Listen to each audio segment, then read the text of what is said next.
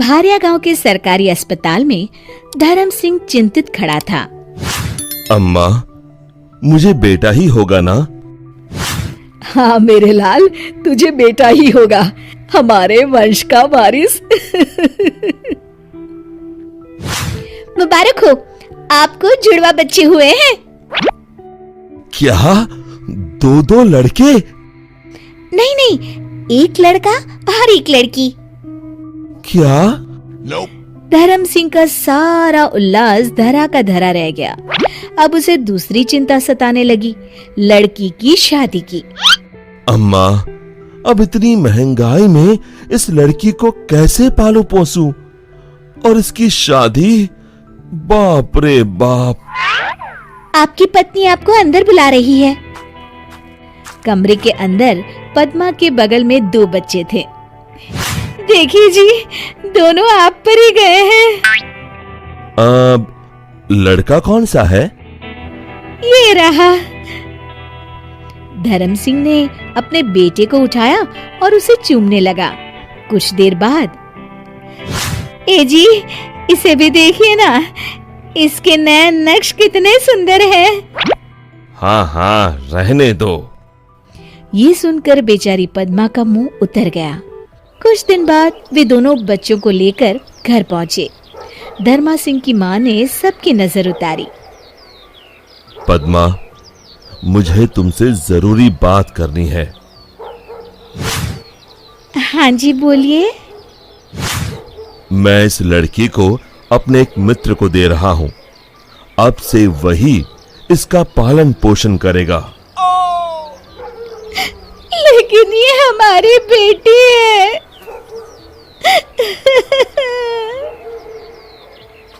मैं जानता हूं, लेकिन मेरी बात समझने की कोशिश करो पद्मा। इतने महंगाई के जमाने में हम 2 बच्चों को कैसे पालेंगे? ऊपर से ये लड़की है, इसकी शादी ब्याह का खर्चा कहां से लाएंगे? मेरा जो मित्र है, उसकी कोई संतान नहीं है। वो हमारी बेटी को बड़े लाड़ प्यार से पालेगा, हमसे भी बेहतर। आप जब इतने बड़े परिवार को पाल सकते हैं, तो क्या आप इस नन्ही की जान को नहीं पाल सकते? पद्मा, मेरी बात समझो। हमारी आर्थिक स्थिति बहुत खराब है, हम इसे नहीं पाल पाएंगे। लाओ, इसे मुझे दे दो। पद्मा अपनी बेटी को पकड़कर रोती रही और फिर धर्म सिंह के ज्यादा जिद पर उसने रोते हुए अपनी बेटी को धर्म सिंह के हवाले कर दी। धर्म सिंह ने अपनी बेटी अपने दोस्त की पत्नी को दे दी, जो बच्ची को पाकर फूले ना समाई। यह धर्म सिंह अपने बेटे को लाड़ करने लगा। धर्म सिंह अपने बेटे को चलना सिखा रहा था।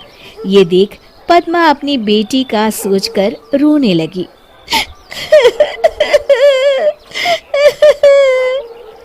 जैसे जैसे धर्म और पद्मा का बेटा बड़ा होता गया, वैसे वैसे उसके लाड़ भी बढ़ते गए। अब धर्म अपने बेटे को कंधे पे गांव भर घुमाया करता था। मुझे चॉकलेट चाहिए, मुझे चॉकलेट चाहिए, मुझे चॉकलेट चाहिए। हाँ हाँ, ये लो।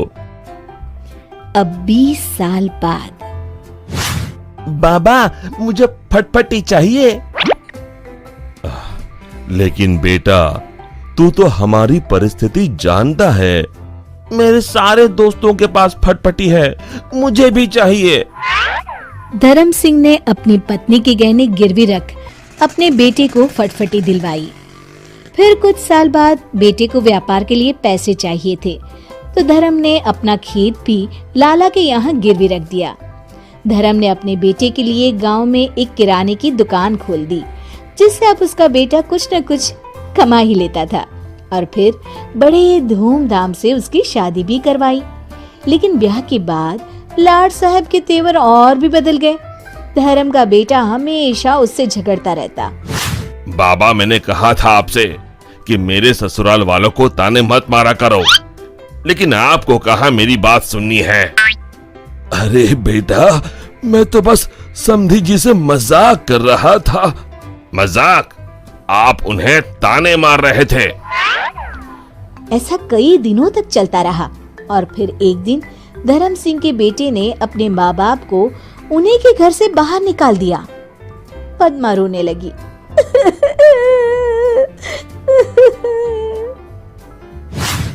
अरे बेटा, ये तू क्या कर रहा है? मैंने सोचा था तू मेरे बुढ़ापे का सहारा बनेगा।